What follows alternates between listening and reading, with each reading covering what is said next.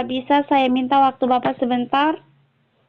Oh iya, silakan. Tidak apa-apa, Bu. Silakan saja, Bu. Ada beberapa pertanyaan ini Pak. Yang pertama, dalam mengambil keputusan, bagaimana cara Bapak mengidentifikasi kasus yang termasuk dilema etika atau bujukan moral? Iya. Dari kasus yang ada di sekolah, untuk mengambil sebuah keputusan yang berbasis nilai, kebijakan apa yang masuk di dilema etika atau masuk kategori bujukan moral, saya melihat alur kasusnya terlebih dahulu. Kalau dia sisi yang bermasalah, sama-sama benar, dalam artian benar versus benar, maka saya mengambil keputusan dengan dilema etika. Sebaliknya, jika di suatu sisi benar dan di sisi lain yang bermasalah, dalam artian salah, benar versus salah, saya kategorikan bujukan moral. Saya kira seperti itu, Bu. Baik Pak. Kemudian yang kedua, selama ini bagaimana cara Bapak menjalankan pengambilan keputusan di sekolah, terutama kasus yang dilema etika, Pak? Iya, terima kasih, Bu. Saya melakukan pengambilan keputusan di sekolah untuk dilema etika. Saya memutuskan dengan berpihak kepada murid melalui kesepakatan bersama dengan warga sekolah melalui rapat dan bertanggung jawab. Ya, saya kira seperti itu.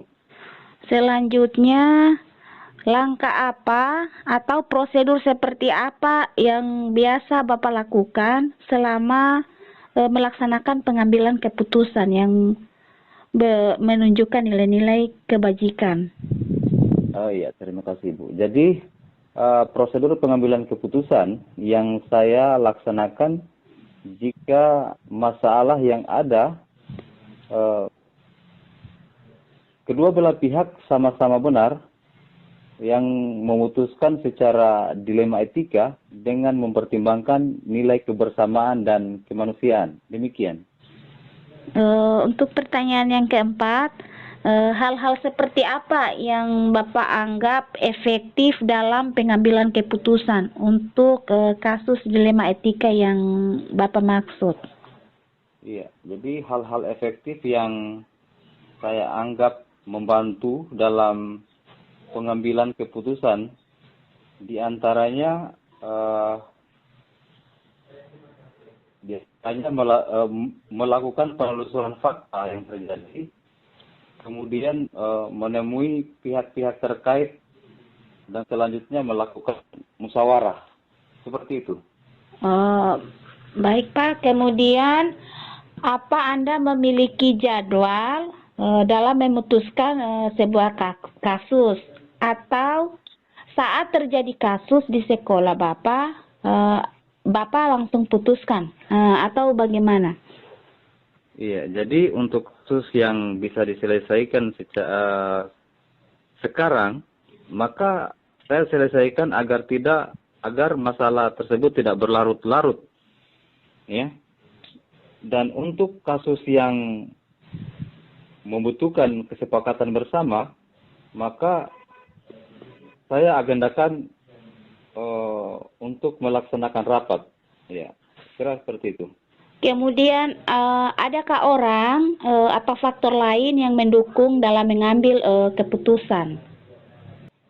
Orang lain atau pihak lain yang memberi dukungan itu saya pikir ada, seperti ya warga sekolah tentunya di sini, pihak-pihak yang terkait dalam sekolah itu.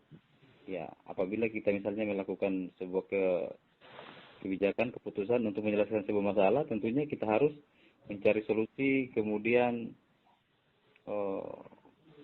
untuk mengambil keputusan secara bersama. Ya, seperti itu. Terus yang terakhir Pak, pembelajaran apa yang Bapak peroleh dari semua hal yang pernah Bapak eh, ambil keputusan ketika ada masalah? Maksudnya sekian banyaknya masalah, kira-kira sebagai pemimpin pembelajaran apa yang bisa Anda petik? Oh iya, terima kasih Bu. Jadi pembelajaran yang saya peroleh dari pengambilan keputusan yang pernah saya laksanakan adalah dalam mengambil keputusan itu, ya, artinya saya lebih mementingkan kepentingan bersama. Ya, kira demikian Bu. Baik Pak, terima kasih banyak sudah membantu saya dalam hal ini, berbagi cara Bapak bagaimana mengambil keputusan yang berbasis nilai-nilai kebajikan. Mungkin itu saja Pak, terima kasih sebelumnya. Assalamualaikum warahmatullahi wabarakatuh. Ya, sama-sama. Waalaikumsalam warahmatullahi wabarakatuh. Assalamualaikum Ibu Lili. Waalaikumsalam warahmatullahi wabarakatuh. Ini Bu, bisa saya minta waktunya Ibu sebentar? Bisa. Ini ada tugas dari guru penggerak, masalah pengambilan keputusan berbasis nilai-nilai kebajikan sebagai pemimpin. Kebetulan Ibu kepala sekolahnya ya? Ya. Ini Bu, ada beberapa pertanyaan yang saya ajukan mengenai cara Ibu dalam memutuskan tentu sebuah masalah yang tidak pernah henti di lingkungan sekolah toh. Ya. Yang pertama ini, selama ini bagaimana Ibu mengidentifikasi bahwa ini masalah dilema etika, ini bujukan moral. Maksud saya kadang dalam sekolah itu ada masalah yang membuat seorang pemimpin memutuskan orang-orang merasa kita di diri kita setelah memutuskan atau sebelum memutuskan dilema. Kadang ada nilai kebijakan yang ini benar, yang itu benar. Otomatis Ibu kepikiran karena kedua sama-sama benar. Kemudian ada bujukan moral. Ketika melihat bisa memutuskan yang ini benar, yang ini salah. Jadi Ibu memutuskannya seperti apa? Kira-kira cara Ibu mengidentifikasikan itu seperti apa? Bisa mulai ya? Bisa. Oke, kalau ada masalah kemarin, itu tentang apa? Saya mau ke sana ke Dignas untuk mengurus BOP. Sementara di sekolah itu piketnya kami sama guru yang lain. Nah, jadi saya tidak bisa mau tinggalkan salah satunya harus saya tinggalkan. Tapi di sisi di sekolah teman saya yang piket tidak ada temannya. Nah, jadi saya konsultasi dengan guru lain, minta tolong sama guru lain bahwa di sekolah bantu dulu Ibu Guru Afeza karena tidak ada yang menjaga dia, sementara saya harus ke dinas dulu. Iya, berat sih saya untuk meninggalkannya, tapi ya harus diselesaikan karena kita kejar juga sudah mau dikumpul LPJ-nya, jadi harus mau tidak mau saya harus tinggalkan dulu sekolah, saya menuju ke dinas dulu. Ya, seperti itu Bu. Ya. Baik, kita lanjut pertanyaan kedua. Bagaimana Anda menjalankan pengambilan keputusan di sekolah Anda, terutama untuk hal-hal yang benar-benar antara kasus yang di sisi lain benar-benar ada kebenaran, di sisi lainnya juga ada kayak saya tetap memilih untuk pergi.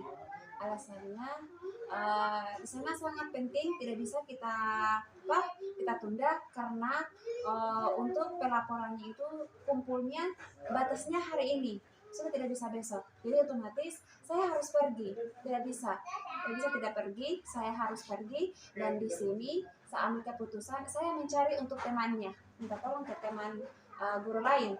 Jadi itu keputusan saya, temani dulu guru yang piket hari ini, temani dulu karena saya harus pergi ke dinas. Karena ini betul-betul tidak bisa kita tinggalkan. Iya.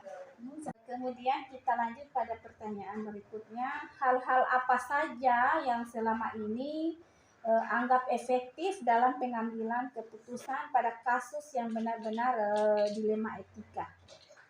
Oke, baik, saya akan menjawabnya. Pertama itu saya temui dulu yang supaya masalahnya teratasi, saya temui dulu yang bersangkutan untuk menemani, dan kemudian saya mengajak mereka untuk bekerja sama. Oke, mereka bantu saya dan mereka juga, ini juga kepentingan untuk mereka, karena saya pergi itu bukan cuma untuk diri saya sendiri, akan tetapi dengan untuk mereka juga. Jadi kita kerjasama minta tolong itu, jadi mereka saya ke sana dan mereka menemani di sini.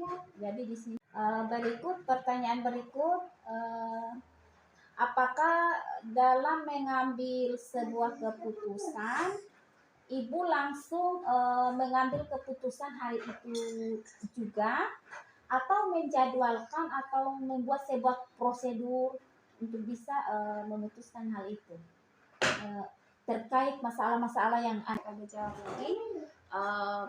Kalau masalahnya yang mau diselesaikan hari ini, saya keputusannya hari ini. Tapi kalau mungkin masalahnya serius, saya belum bisa mengambil keputusan hari ini. Saya harus pikirkan juga matang-matang di rumah bagaimana komunikasikan dengan teman-teman lainnya, bagaimana kita untuk memutuskan masalah tersebut. Apakah dalam memutuskan sebuah masalah itu ada seseorang atau faktor-faktor yang bisa mempermudah ibu mengambil keputusan? Kalau saya biasanya itu saya tidak bisa terlalu mengambil keputusan untuk diri sendiri karena kami memiliki ketua yayasan. Jadi kami harus juga mendengarkan juga pendapatnya ketua yayasan, baru saya mengambil keputusan tersebut. Dari semua langkah-langkah yang ibu tadi lakukan di pengambilan keputusan, kira-kira pembelajaran apa yang ibu peroleh? Itu pembelajaran hidup bahwa sebuah masalah itu lagi jika terjadi di posisi tersebut itu harus tidak bisa terulang lagi masalah itu. Jadi harus siapkan memang di sekolah itu tidak bisa satu orang atau dua orang yang menjaga di sekolah. Mungkin seperti itu pembelajaran yang saya bisa ambil untuk kedepannya. Waktunya saya ucapkan Assalamualaikum warahmatullahi wabarakatuh. Ya, sama-sama.